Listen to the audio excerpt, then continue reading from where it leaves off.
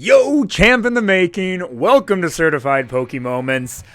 We are doing top 10 favorite Pokemon again because my opinions have changed a little drastically. Not as much as you may think, honestly. Yes, I'm using a desk mic as a handheld mic. This is all I have. When going back through my old top 10 favorite Pokemon video, which don't watch it. It's bad. It's really, really bad. Everything from sound quality to the green screen. I didn't put good things on the green screen. It was really bad. Don't watch that video. A lot of my opinions have changed. Some have stayed the same. Some of the Pokemon from that video are still there.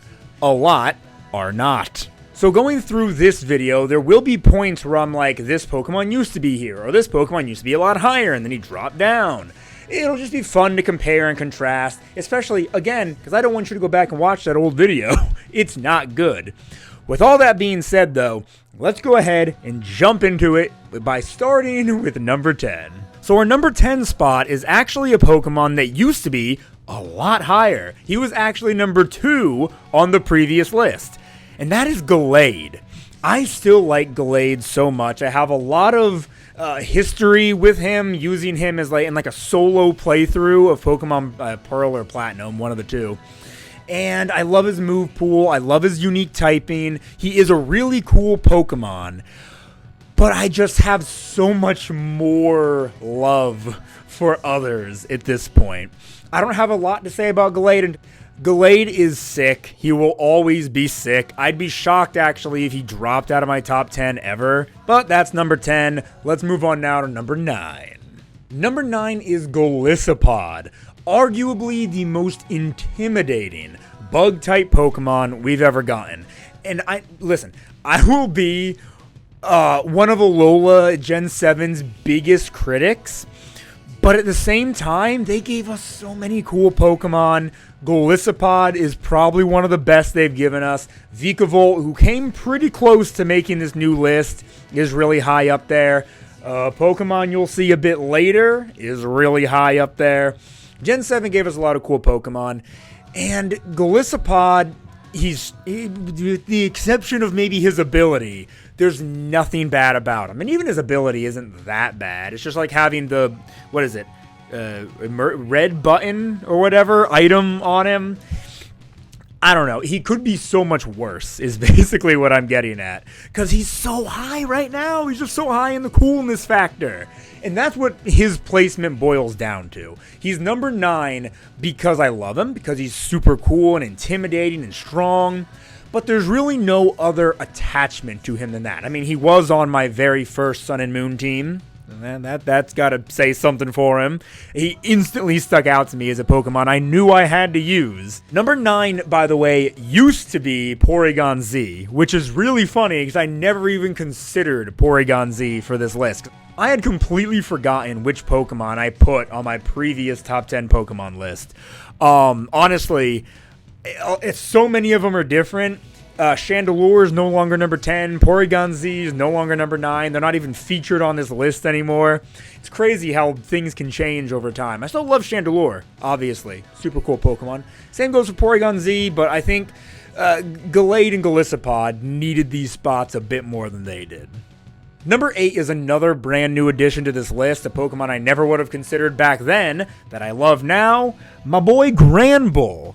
Using a Pokemon on a team, finding out it has a really unique moveset, and it's a lot stronger than you expect it to be just upon, first glance, that really endears me to a Pokemon. And it's no truer, there's no truer an example than when talking about Granbull, because he's a Pokemon I never would have ever considered using on a team or wanting to, get close to.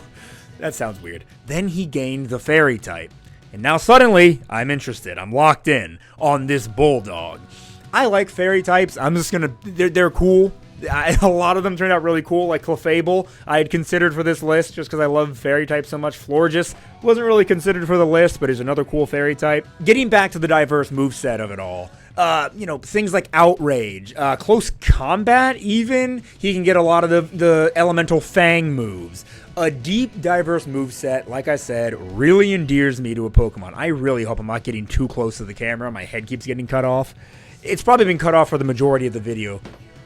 Sorry, Giratina. Not to mention, I think he just looks cool. He's intimidating. He looks strong. He doesn't necessarily have to be like pseudo-legend level strong for him to be good enough to use in a playthrough. The number 8 spot actually used to be Minior, which is crazy because a little bit of a spoiler, Minior is a lot higher up on this list now.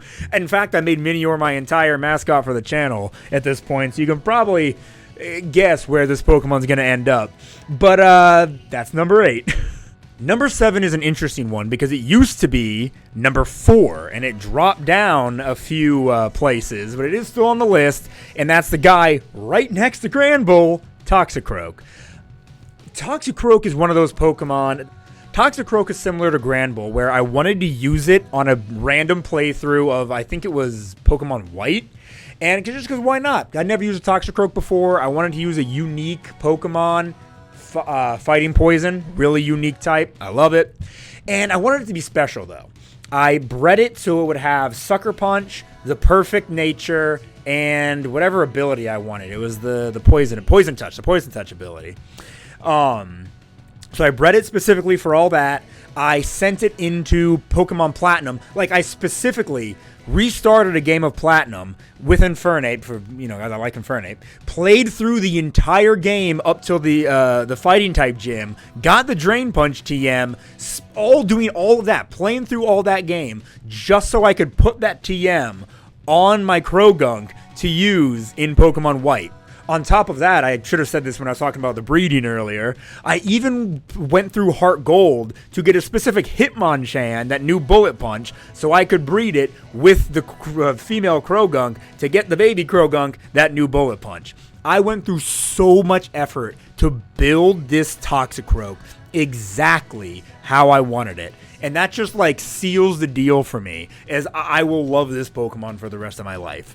He did drop a bit because as time goes on, as more Pokemon come into focus for me, some of the higher ups may fall a little, but I can't imagine Toxicroak ever like not being in my top 10 or at least top 15. Give it another 5 years, who knows what'll happen. But number 7 used to be Centiskorch, which is funny because number 6 for now is Centiskorch. Centiskorch is one of the only Pokemon that moved up instead of moving down or just getting off the tier list entirely. There's another one that moved up, but we mentioned that one a little earlier too. Centiskorch is just great. What I said about him in the first video still stands, but since you're not going to go back and watch that one, I'll reiterate. Firebug is one of the coolest type combinations you can give a Pokemon. As somebody who has really grown to love bug types recently, Centiskorch just has it all. He strong attacker, again, not pseudo legend status, but pretty strong attacker. Fine move pool. It's not that deep, to be honest. His Gigantamax is honestly one of the better ones. It's a shame that it wasn't like he didn't get a Mega Evolution instead or something like that.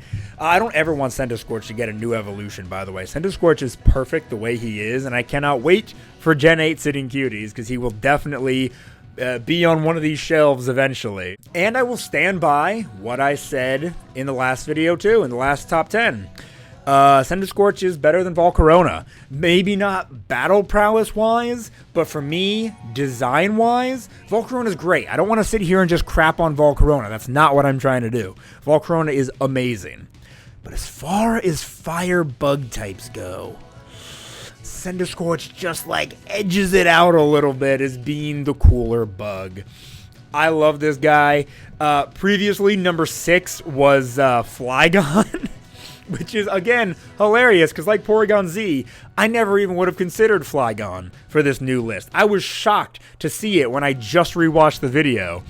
I made my new list, by the way, before rewatching the old one, so there wasn't any like biases there. I might hit top 20, 25 maybe, who knows. But once we start getting past 10, it's really hard for me to start organizing favorites and least favorites. Like, I'm sure in the next 5 years, like I've said, this order will change as well. That brings us to the top 5, and that number 5 spot goes to Scolipede. We got back-to-back bugs. Scolipede is probably the best bug type Pokemon ever made. There is one bug type that's higher, but that's for personal reasons that we'll get to later.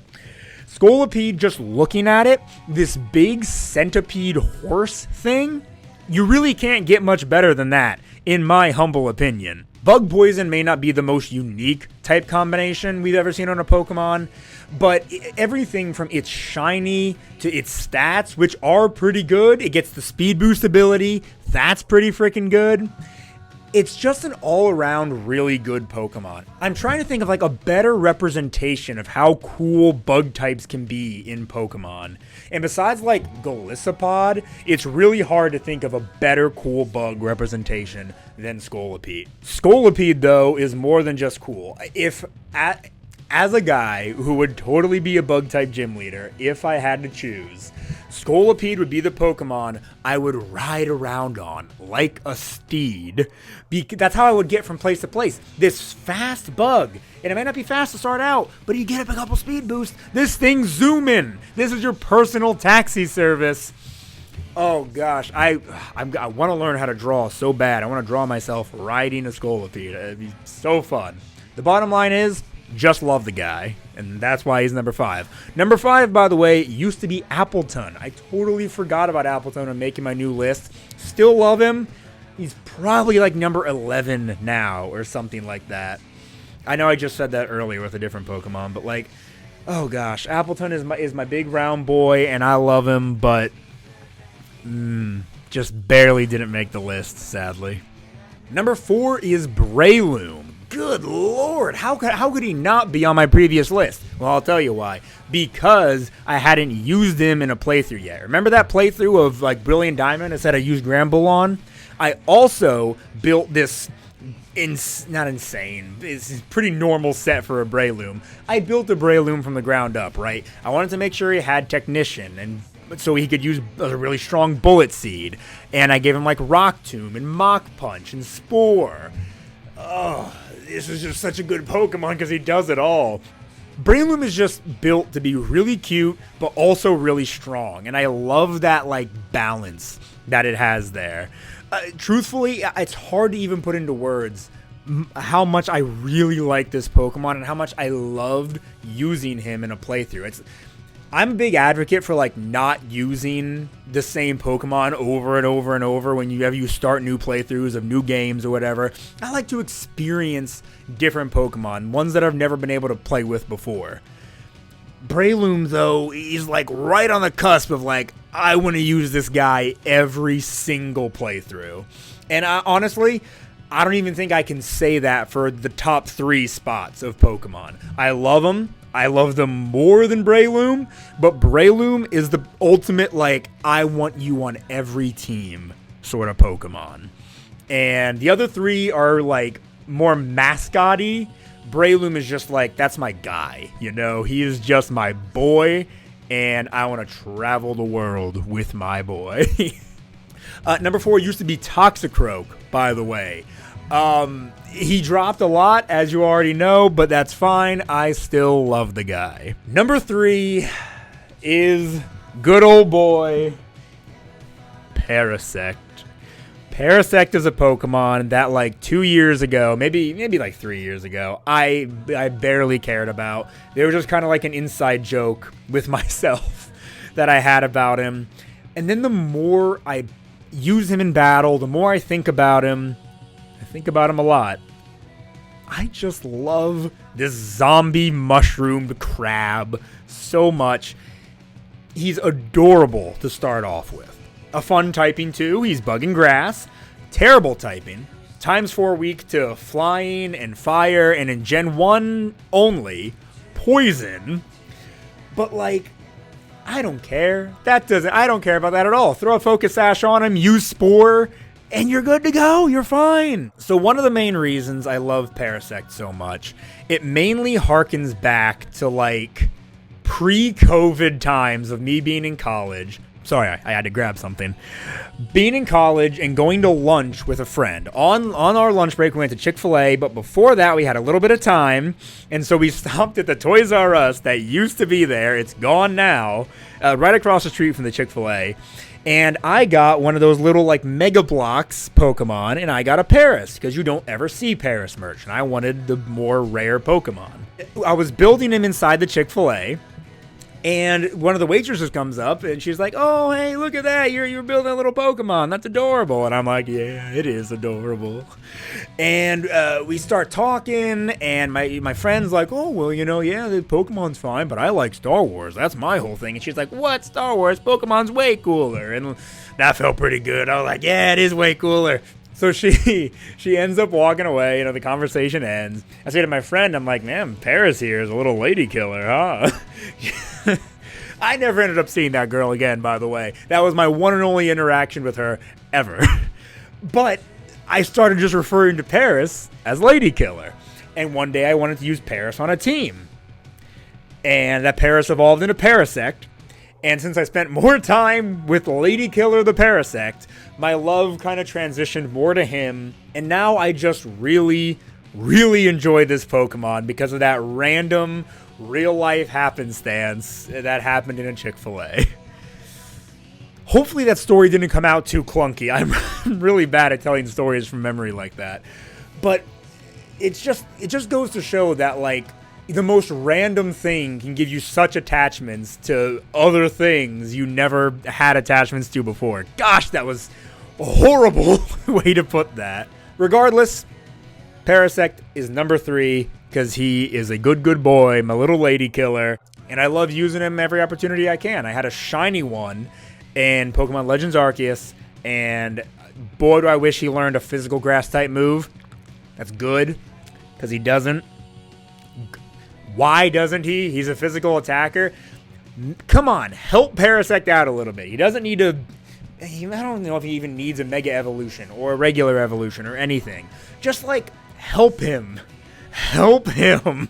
He's too weak. He should be stronger. Number 3 used to be Skitty, by the way. Still love Skitty. Still think she's the cutest Pokemon ever. No reason why she needs to be on my top 10 list, though. Number 2 is a Pokemon I love so much that I made it my channel mascot, and that is Minior. Minior is an absolutely fantastic Pokemon. Minior used to be number 8 on the old tier list, on the old top 10, rather. That's shocking to me. My love of Minior has skyrocketed ever since that video. Its shiny is the best shiny in all of Pokemon. Like, black shinies in general are great. Charizard, Rayquaza, a lot of the others that are black. Camera up, I don't know. But Minior just does it the best. It's got like the other colors of all in its belly and everything. I just said Skitty was still the cutest Pokemon ever. I do think that belongs to Minior, though honestly, Skitty now takes second place in that regard. Minior isn't even that strong. Its typing is cool, very unique. Its ability is really gimmicky. It can't be used like competitively or anything. None of that matters. None of that matters when it's just this good. Yes, this is pretty irrational. I can't sit here and give you statistics as to why I love this Pokemon so much. It truly just attached itself to me. So much so that it is the mascot of my channel, Shiny Minior is. Right before I started talking, you saw my new intro and everything with it. It's simple, but it gets the point across that Minior is flying through space, all shiny, straight into my arms. The second the Sitting Cuties became available on Mecha Japan, by the way, because they're not available on Pokemon's English website yet, I ordered that Minior, and I'm hoping it's here soon. I don't know when it's going to arrive, but I want that thing so freaking bad. And then you'll see it in the background with these other guys. I'll probably replace Spinda or something, because Minior needs to be shown off. She's so cute. So number 2 used to be Gallade, which is wild. I think I mentioned that a minute ago. Again, Gallade's cool. Minior just deserves that spot so much more. But for as much as I love Minior, it's still not my favorite Pokemon. The number 1 spot has not changed since my last video. But that's my boy Typhlosion. Right there. That boy right there is the best boy. No boy is better than this boy. Typhlosion was the first Pokemon I ever had. Obviously, he started as a Cyndaquil, evolved to a Quilava, and then into Typhlosion. First Pokemon I ever got to level 100. I went through all of Heart Gold, by the way, because this was Heart Gold, not OG Gold, with just Typhlosion. It was my first Pokemon game. I didn't want to catch all these other Pokemon and switch them out to like grind them or anything. I'm like, no, I'll just use Typhlosion. And it worked. I beat every gym leader, the Elite Four, the champion, and all of Kanto with just Typhlosion. And, dude, it really doesn't get much better than this. A lot of it probably is just nostalgia. And I really did debate putting Minior in first place and keeping moving Typhlosion to second. I just couldn't do it. Typhlosion is truly my ride or die. Typhlosion will always be there. He will always be like my partner Pokemon in a sense. It's not because of his stats. It's not because of any abilities. It's not even because of like competitive prowess, which Hisui and Typhlosion in some regulations of competitive Pokemon does do really good. And I do love Hisui and Typhlosion. I love Hisui and Typhlosion a lot. Typhlosion is just, he's my first. He looks cool. And that's it. Sometimes your favorite is just your favorite. And he will always be my favorite Pokemon. Who is your favorite Pokemon? That's what I want to know. What do you think of my top 10, by the way? Do you think it's good? Do you think it's kind of sucks? Let me know down in the comments below. If you like this video, why don't you give it a like and subscribe if you have not already. Follow my Instagram and Facebook at Certified Pokemoments. Follow my TikTok at Certified Pokemoments as well. And don't forget, Jokum and I have a podcast also called Certified Pokemoments. That's brand consistency for you. It's available on Spotify, Apple Podcast, and right here on YouTube. But with all that being said, everybody, once again, thank you so very much for watching. This has been your Certified Pokemoment.